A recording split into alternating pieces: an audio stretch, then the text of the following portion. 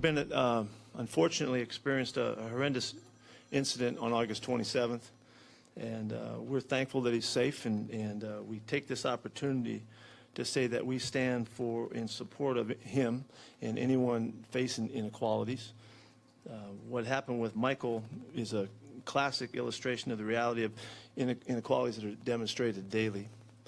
And may this incident inspire all of us to respond with compassion when inequalities are brought to light, and allow us to have the courage to stand for change. Because we can do better. We can do better than this. That was Pete Carroll talking about his Pro Bowl defensive end, Michael Bennett. Bennett released a statement Wednesday detailing his detainment by police in Las Vegas after the Mayweather-McGregor fight on August 26. Bennett said, in part, "I felt helpless as I lay there on the ground, handcuffed, facing the real-life threat of being killed. All I could think of was, I'm going to die for no other reason than I am black and my skin color is somehow a threat." Now, Bennett's brother Martellus said this story moved him to tears. Robin Lundberg, I'll ask you, what's your reaction to what's been going on over the last day? I wasn't surprised that this happened. I mean, we've seen these sort of things happen. It shouldn't really be shocking at this moment. I don't know if surprised is the right word, but in a sense, I was surprised it happened to Michael Bennett. Not because of his fame, but because Michael Bennett is the guy right now who has probably been at the forefront of the protests in the NFL. So there is no way to tap dance or tiptoe around it, being that he is the central figure, and people saw it on video. Not only did he come out with a statement, but people actually saw what happened to Michael Bennett. So there's no gray area. I'm sure people will nitpick and do a whole bunch of other stuff, but there's no way to avoid the topic when the guy who was bringing the topic to the forefront of our minds is the guy at the forefront of the topic right now. Absolutely. I think that this story, while very harrowing for Michael Bennett, I think is actually going to open a lot of people's eyes to the reality for many people in this country. In some ways, it's almost like what the Ray Rice video did for domestic violence. I think this could do for, the relationship between police and minority groups and just people in power against people who feel like they are disenfranchised, because we all feel like we know our athletes to a certain degree, and especially someone like Michael Bennett, who has been very out front, outspoken about his views. You get a feeling that you kind of know where he's coming from. So now none of us who are sports fans can say, we've never seen this happen to somebody. Now we've all seen it happen to someone that we feel like we know. One of the reasons for the original Kaepernick protest was speaking for people who didn't have a voice. No one can now say that that voice is not being heard. Even if it took this much to get there, it is still right in front of us right now. Meanwhile, NFL Commissioner Rodger Goodell released a statement saying, in part, Michael Bennett represents the best of the NFL, a leader on his team and in his community. Our foremost concern is the welfare of Michael and his family. While we understand the Las Vegas Police Department will address this later in the evening, the issues Michael has been raising deserve serious attention from all of our leaders in every community. Was Goodell's response strong enough? Not strong enough, but I'm not surprised that he had to play things a little bit down the middle. But when Goodell says that the issue deserves serious attention, well, his own organization hasn't given this serious attention. There have been a lot of things the NFL can do. They can throw their weight behind a lot of great causes, and they do that. But when it comes to this specific issue, what Colin Kaepernick, what Michael Bennett, Marshawn Lynch, they've been talking about the relationship between police and minority groups. This got twisted into some kind of attack on our flag, on our military. That is not what this was about, and the players have said that over and over again. I think the NFL, and Goodell specifically, could have gone a long way in clearing up a lot of the misconceptions that are still out there, that people don't have about why these players are speaking out, why they are using the platform of a football game for a nonviolent and silent protest, and what they're about. And we've seen Goodell actually come out and say there's a time and place for this, implying that it's not a football game. So for him to say it's a serious issue that deserves a lot of attention, it just doesn't hold a lot of water for me, because Goodell himself hasn't given it the serious attention. I try to be cognizant of the job Rodger Goodell has. It's not an easy one. And he has taken criticism from almost everyone. in the last couple of years, really. So I say that to preface what I'm about to say, which is he always seems in these situations like he wants to please everyone. And you're not going to strike the right chord when you're trying to please everyone as he's doing here. And if there was ever a time to come out unequivocally and say, something strong, when the NFL and its players don't seem to be on the same playing field right now, to come out in support of the players. And whose voice do you think would be more effective than Rodger Goodell's to shut down the crowd that won't hear this? Because we're more than a year into this conversation and we're still having conversations about what the conversation is about rather than the actual conversation. If Rodger Goodell were to shut those people up with a clear statement, I think that would be very effective. And by doing so, you're not painting anyone with a broad brushstroke. No one is saying anything about all policemen. No one is saying anything about, all minority groups on the other hand of things. So that's the problem here is I think people want to immediately jump to sides rather than saying, look at this issue right here. It's clearly a problem, and if Rodger Goodell were to say that, I think it would be an effective message from the right messenger. Yeah, it doesn't have to be an attack on either side, and that's what a lot of the players are saying as well. I mean, it's about coming together. This is what Doug Baldwin is doing, by going on police ride-alongs. It doesn't have to be if you're for one camp, you're not for another. And, I think it was Dominic Foxworth said, this might seem very remedial. It might seem very obvious to a lot of people, but it's really about starting a discussion and a dialogue. And I think the NFL could go a long way by doing that, and specifically Goodell. Now, here's one thing. We know that Goodell has a lot of power.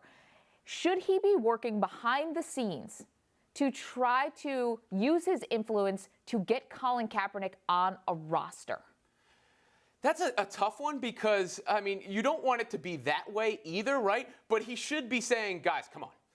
Really, I've heard him come out and say, I'm not a football expert recently. And say, come on.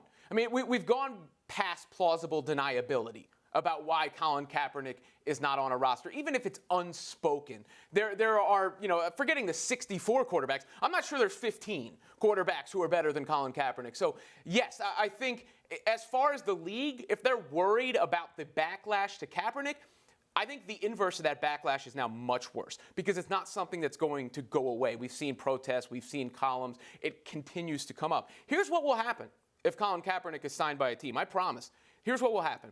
There will be one day of a news cycle as everybody reacts to Kaepernick finally going on to a team, and then it will go away because the real backlash to Kaepernick's initial protests already happened. Right. And right now, what they're allowing is for this to continue to snowball and build up in momentum where everyone is starting to discuss it, and it won't go away to the point where people are saying, I'm tired of the story, but that doesn't make a story stop. Let's just even take the most cynical view of this, which is individual players themselves have lost corporate sponsorships for siding with Kaepernick, taking a knee and other things. But I don't think the NFL has been in any danger of losing one season ticket holder or corporate sponsor who is willing to literally put their money where their mouth is and say, I'd be so offended by having Colin Kaepernick hold a clipboard for my team that I am no longer going to be affiliated with the NFL. I don't see the evidence of that. I think that might be a very vocal minority of people who are going to be very upset. We know John Mara told our own Jenny Vrentas he got more emotional mail about the Kaepernick issue than anything else that he's ever experienced as an owner of the New York Giants.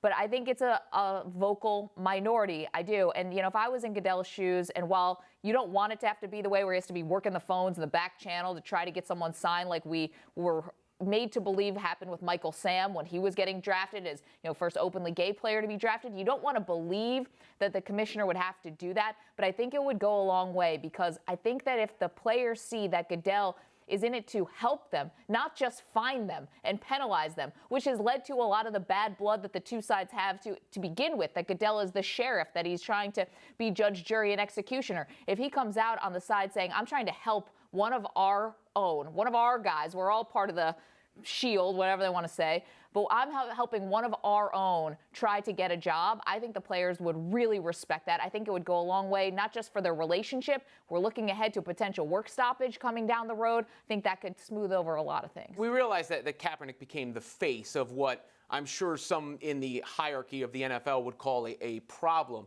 But we're now past the point of them being able to make that go away or to put it back in a box. It is out there. The protests have actually spread at this point. So I don't think they're doing themselves any favors at all if they think keeping Kaepernick from a roster will help the NFL grow or help avoid people tuning out from the product, because now you're closing off what I think is actually a wider demographic of people who are saying, all right, come on. For more context on Michael Bennett, we spoke to former NFL wide receiver Nate Burleson, who played for the Seahawks and knows Bennett very well. For you, and this is about another former team that you played for and someone you know well, and that's Michael Bennett. We're seeing this video, very, very disturbing to watch, what happened in Las Vegas, where it looks like he's getting assaulted by police after the McGregor-Mayweather fight. I mean, just knowing him, what is it like to hear this and see this? Well, it's disheartening because, you know, a guy like that really tries to be the exact professional that we all want guys to be.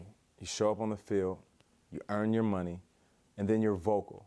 Vocal in a way that you stand up for things that you believe is right, but you're also vocal in a way where you bring awareness to certain things that maybe the masses aren't paying attention to. Prime example, J.J. Watt. You know, a guy for so long, people say, J.J. Watt's a ham. He always wants to be in front of the camera. He does it on the field, but he does too much off the field. Well, guess what? Him doing too much off the field helped him raise $17, $18 million for the Hurricane Harvey relief, and that's what we need. A guy like Michael Bennett, the same thing. So when these guys, they get treated a certain way, I think as fans of the game, which I am now, you can't be surprised when they step up and they say things. Like the days of athletes just shutting up and playing ball, they're over. These guys are much more than role models. This young generation of millennials, they're looking at them to say something because they're going to follow that lead. But, you know, I just hope that things come from this that are, you know, us creating more of a dialogue and not a separation from some of that discourse that has happened over the last year in America.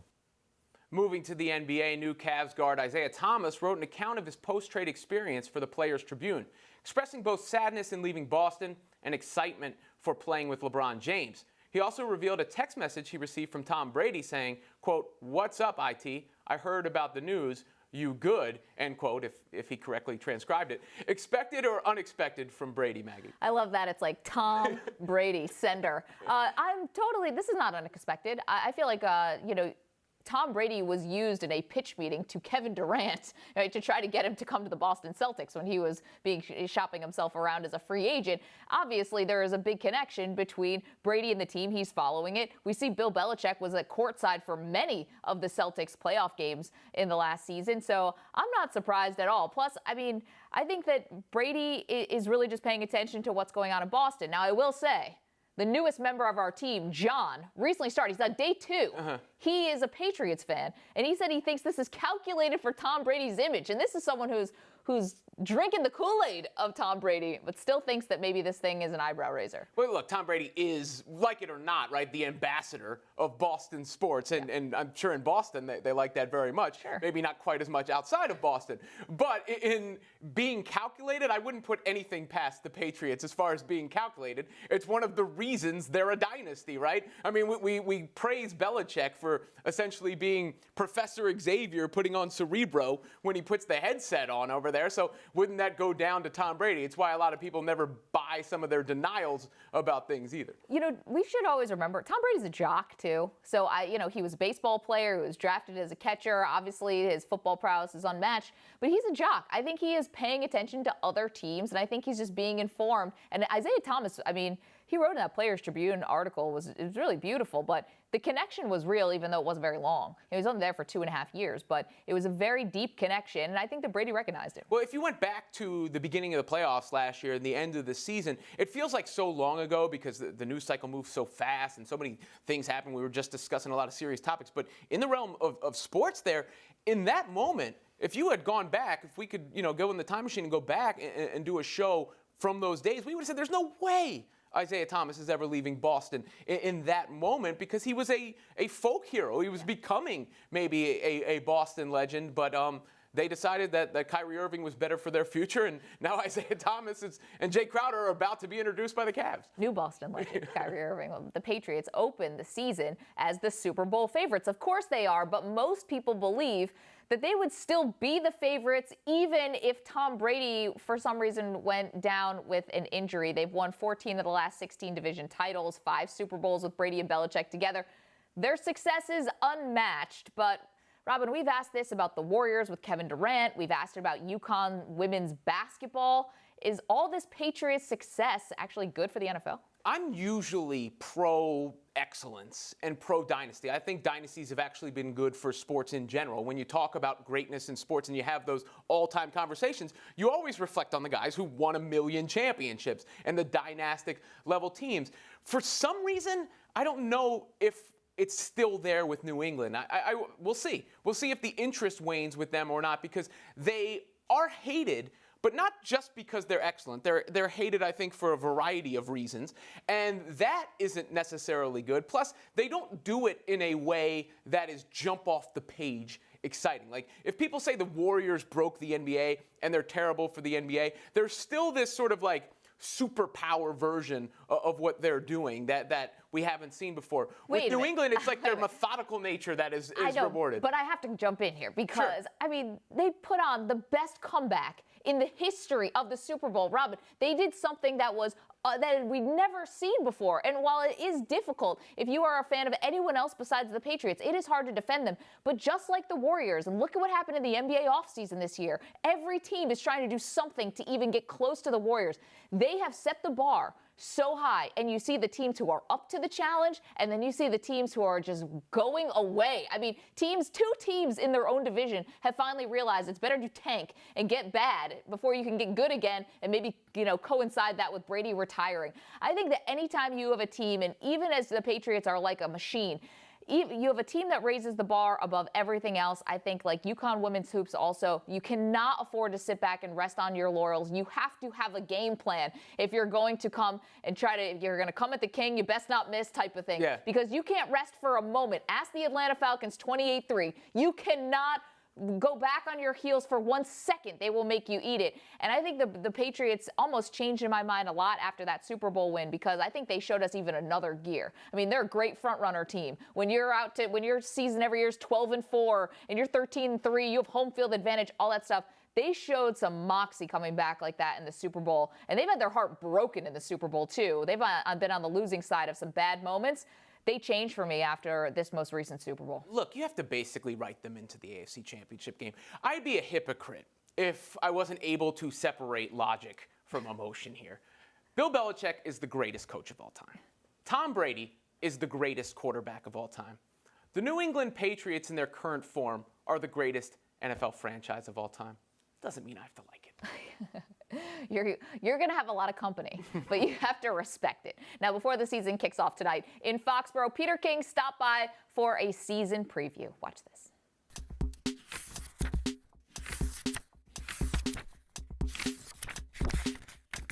Well, look at that. The editor-in-chief of the MMQB, Peter King, is here. Peter, thanks so much for being here. You just released your playoff picks, your Super Bowl picks for this year. Spoiler, Seahawks and Patriots making it to the Super Bowl. But I noticed that in your playoff picks, you only have 2 teams who did not make the playoffs a year ago in the final bracket this year. So they're guaranteed to be wrong. So Tennessee, we're not going to bring up your record. Tennessee, though, and Tampa Bay.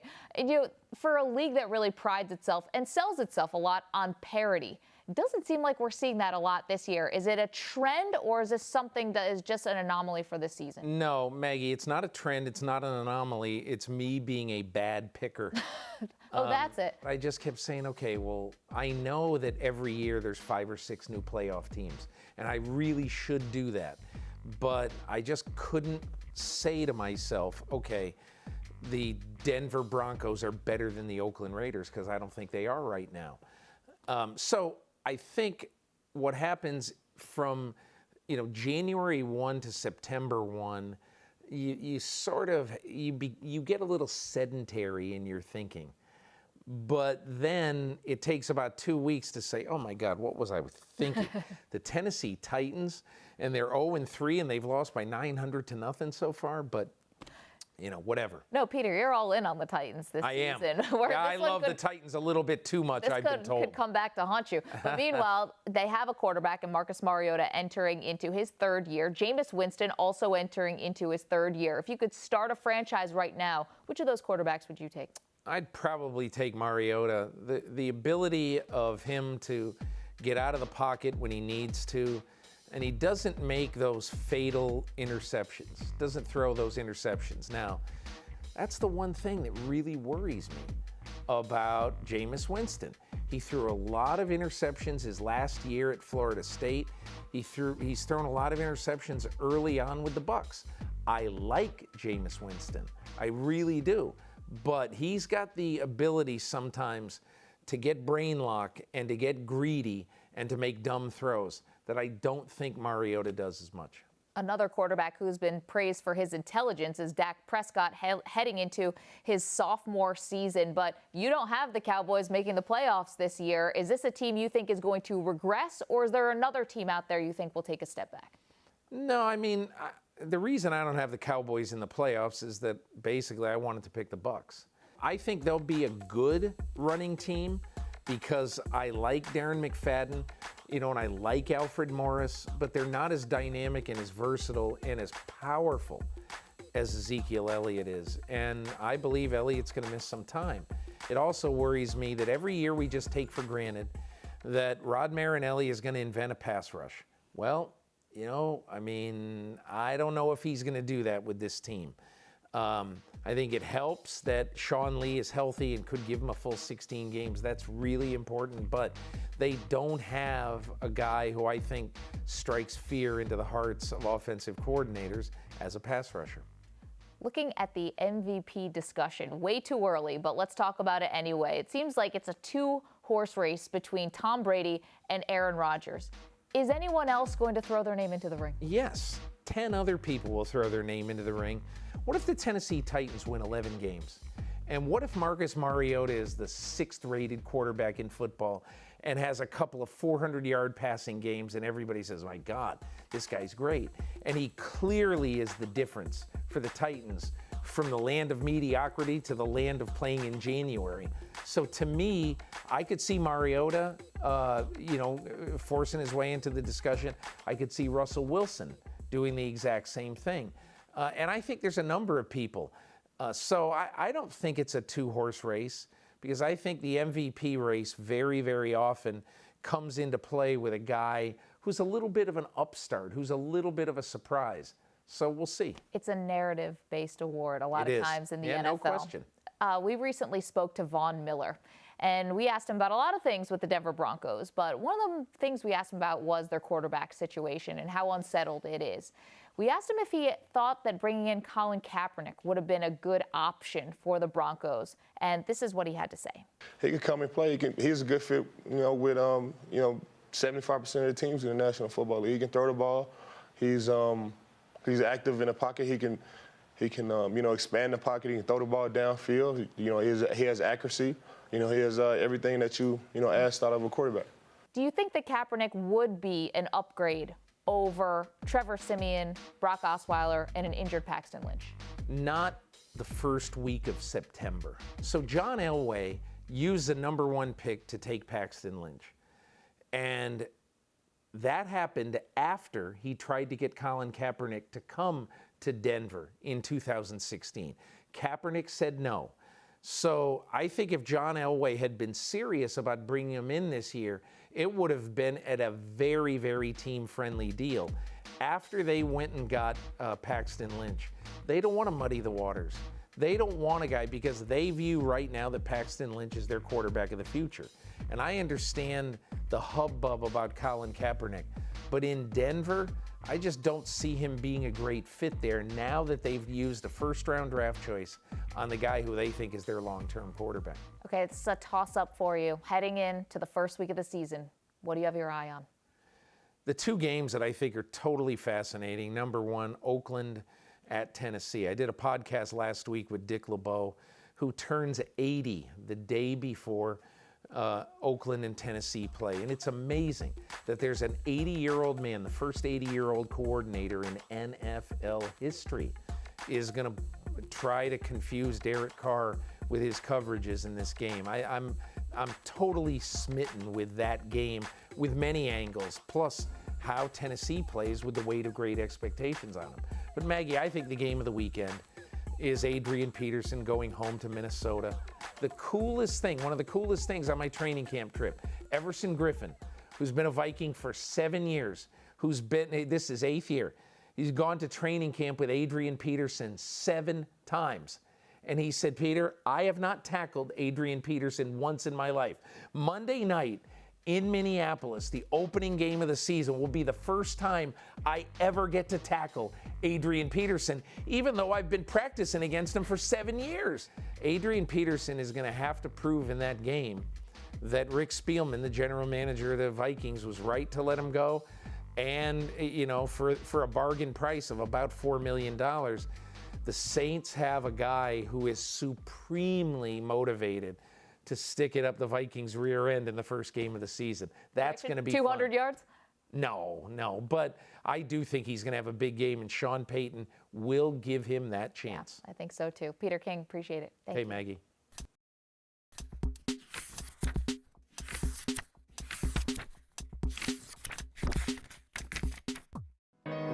I like that beat. All right, I like that. I can feel that. Ooh. All right, let's jump into it. All right, let's get focused. There's no magic, no hocus pocus. I saw the first word, Dak Prescott. You remember when that kid was so hot? Now the Cowboys, they lost 2 to the Giants.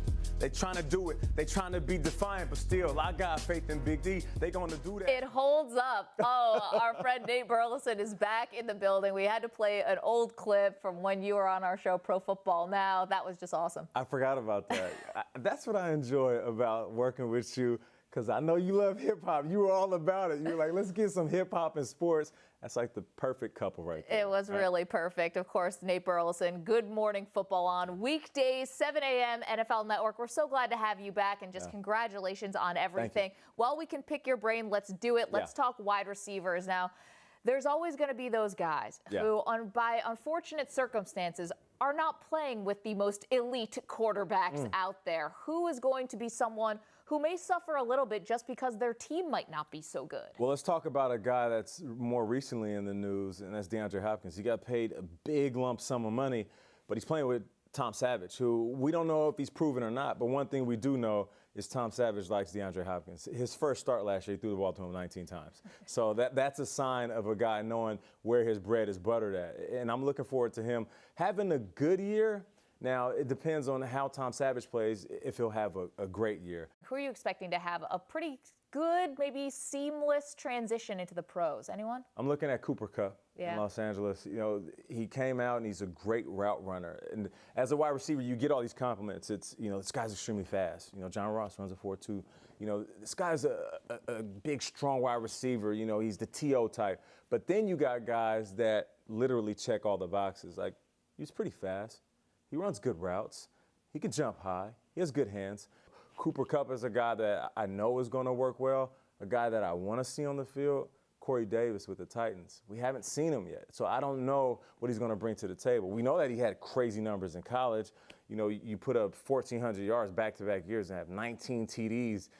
Like 19 TDs in college, like a video game stat, but you haven't played an NFL snap yet. We went through a whole preseason and seen you on the sideline, you know, held back by injury. Now, all of a sudden, it's time to play ball. You know Decker's there. So, Corey Davis, where do you fit in? And what are you going to do when you get in? We haven't seen you. Let's see if you're going to show up and show out. All right, in terms of a maybe wide receiver who took a step back last year, but someone you're expecting maybe a big season from. You know, I'm thinking about Brandon Marshall. And we've seen Brandon do some really good things in this league. You know, he's going to go out there and be that guy that can move the chains, great in the red zone. Eli, not having a target like him since maybe Plexico Burress, that size and that weight. And I've been paying attention to his Instagram. He's one of my close friends. He's like a little big brother. His workouts this summer were unbelievable. I mean, to the point where I reached out to him after watching like 3 clips of him doing 3 types of workouts in one day. And I said, listen, I'm looking at your Instagram live. I see you working out. And I just want to tell you this is going to be a big year. And I sent the message, and I waited a second. I said, and I don't mean a big year in the sense that Brandon Marshall's having a decent year helping this offense improve. I mean Brandon Marshall's having a career year helping the Giants get to the Super Bowl. And he said, I will receive that. I will receive that in faith. Thank you, big bro. If you're a defense coordinator, you got to make a decision. You got Eli, you got Sterling out there who's young, fast, going to be in the slot, and then you got Odell. Odell is going to be double covered. that means you're going to put a number 2 or a 3 DB on Brandon. And we all know Brandon. He's no punk. So if you got that type of talent on him, he's going to take that as a sign of disrespect. And I'll take him winning those nine times out of 10. Well, one thing that will happen if Brandon Marshall does get into the end zone is he'll be able to celebrate this year, Nate. They're relaxing the rules on touchdown celebrations. Who do you think is going to come up? Are you going to ask me to dance? I mean, if you're, the floor is yours, my friend. I got no music. We already saw you sing. Who do you think is going to come up with the most creative routines? It's going to be Antonio Brown, number 1. Still can't thrust, though. You can't thrust. You can't, no sexual gestures. Yep, got to keep it clean. No twerking, AB, okay? But then I'm looking at what the Detroit Lions did in the preseason. Marvin Jones scored a touchdown, and Golden Tate and T.J. Jones, they did a double dutch, and he jumped in. And I was thinking, like, ooh, that's sweet, but why would y'all bring it out in the preseason? But then I thought, oh, they got some heat coming for the regular season for real. If they bringing that out, Travis Kelce is notorious for doing something crazy. I want to see somebody that doesn't celebrate get involved. I want to see like a Phillip Rivers or Drew Brees, even Tom Brady. Just Tom, please, just give me one piece of choreography with your offensive line. You would make my day. I want to see Tom Brady. Can't you see it's going to be like the electric slide of the Macarena or something? I mean, no offense, but he is like 40. He's right. like dad dancing at a bar mitzvah. You can watch Nate Monday through Friday. Starts at 7 a.m. on NFL Network. We miss you, bud.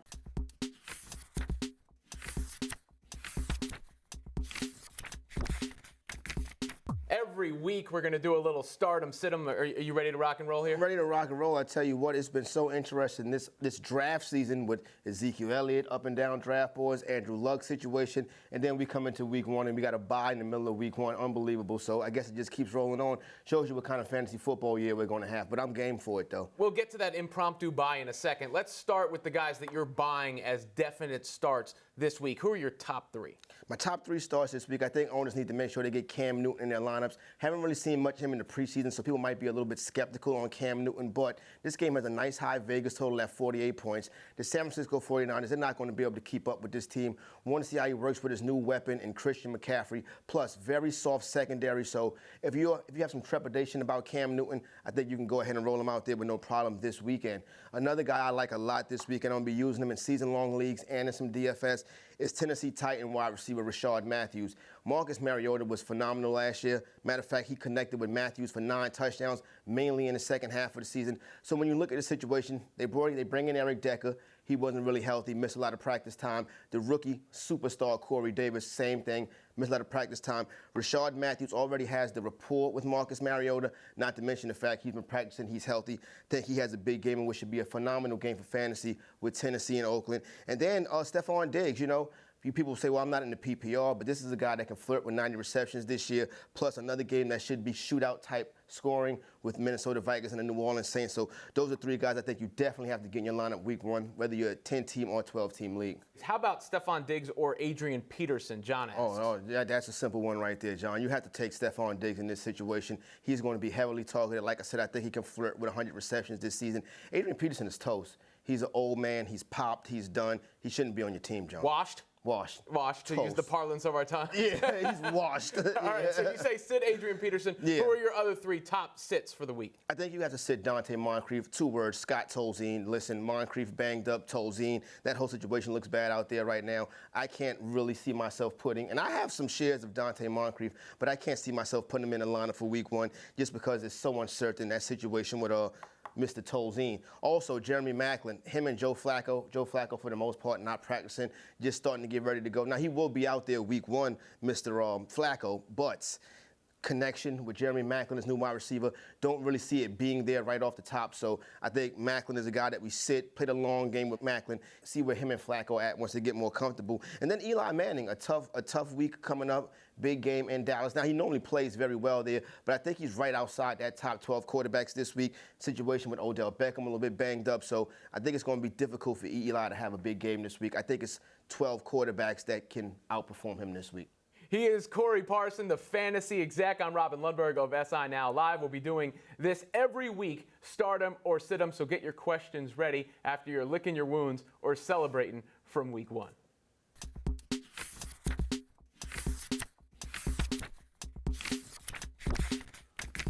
Despite all the trade talk and rumors, Carmelo Anthony is still a member of the Knicks. Melo told us why he will always have an attachment to New York.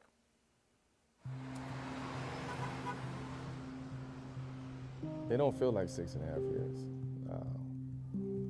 It's a long time. It's a long time. I'm connected to it. It's a part of me. Like, this city is a part of me. I'm a part of this city. I was born here, like, my roots, no pun intended, but that's what keeps me connected to New York. I'm a very random person. You know, you might find me in a grocery store, you might find me in a museum, you might find me in a deli. You know, I like to ride my bike or, you know, just be out. I like to walk at night, so I don't really see too many people when I'm walking at night. But when I'm walking or just out and about, you know, by the time people double back and, you know, they can't believe that it's me, I'm already gone. Rucker Park is just something that, you know, I get in the car and just drive up there and just get out, you know, by myself and walk up in there. It's like, that's like home. I feel very comfortable up there doing that. Sometimes I drive past West 4th and kind of just staring from across the street from afar, and, you know, people don't even know it's me. So I'm real discreet when I do that. I'll always be a part of this community, regardless of where I'm at. I will always come back here. I will always have business here. I will always have family here. So those things will never change. So I will always be, you know, tied to New York.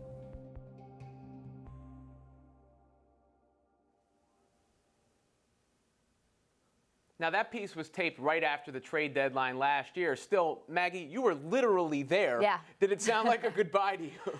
Yeah, I was asking the questions to Melo, and I thought the video came out really great. It didn't feel like a goodbye so much as it felt like it's very important to Carmelo Anthony, I think, that however he leaves New York, that he's thought of as being beloved here. You know, I think part of that is some mistakes maybe that were made in Denver with the way that situation went down and how, you know, he forced a trade out of from the Nuggets, which actually now was the smartest thing he could have done, because he was telling Denver, I'm going to leave you anyway. You might as well get something back for me, which he did for the Knicks. But I just think that he does have the connection to New York, and he wants to always feel like he can come back to New York and be cheered. I think the next step on that is whatever he can do in terms of accepting a trade, waiving the no trade clause, to get the best return for the Knicks, because that would be a final gift if he really does, you know, for the astute and intelligent basketball fan, if he does accept a trade that brings something of value back to New York. I think that fans would say, listen, it didn't work out well. There's a lot of reasons why, not all of them are on Melo, but I think he'll be able to come back to New York with his head high. He's always been a polarizing player to talk about how much value he adds to a team, whether he's a winning player, whether his scoring greatness overcomes any flaws in his game, all that stuff. And his tenure with the Knicks has not been perfect, nor really has almost anyone's. Here's the thing, though. Carmelo is the one guy, and it may not have been a good decision for him basketball-wise. In fact, it probably wasn't a good decision for him basketball-wise. But he was the one guy who sort of said, I want the Knicks. Bring me to New York. And there is a faction, I think, of the fan base that will always love him for that, when they've been a punchline in so many other ways. Yeah, Amari Stoudemire, I mean, also, right, was coming off the Phoenix Suns, and he signed. Donnie Walsh brought him over. They gave him $100 million. It was uninsured because of the retina, all that, and then Melo came and forced the trade that next season, and yeah, and it seemed like a formidable pair. And then you had the injuries, obviously, with Amari Stoudemire. You had so many coaching changes, GMs, all of that could just never really get settled in, never put the right team, I don't think, around Carmelo Anthony. But I think that it wasn't so much of a goodbye as I think that he does feel the connection to New York. I know he's connected to Baltimore as well, but I think that that's a real genuine statement. I think he likes being a New Yorker. He's really big into art scene. He mentioned the museums. I think he fancies himself kind of a New York guy. And I think that he just wants to be able to come back to the Garden and be cheered. That's it. Well, we'll see if he's actually back for all of next season. Yeah, right. Do you think, is he going to get traded, though? We'll have to do that on another show. That's it for us today. I think he will, too. That's going to do it, though. We'll be back tomorrow, 10:30 a.m. Eastern, to close out the week with you guys. Enjoy football. NFL starts tonight. That's exciting. Of course, you can follow SI.com for all the latest headlines, everything. Follow us on Twitter. We'll be posting clips from the show right there. Have a good Thursday.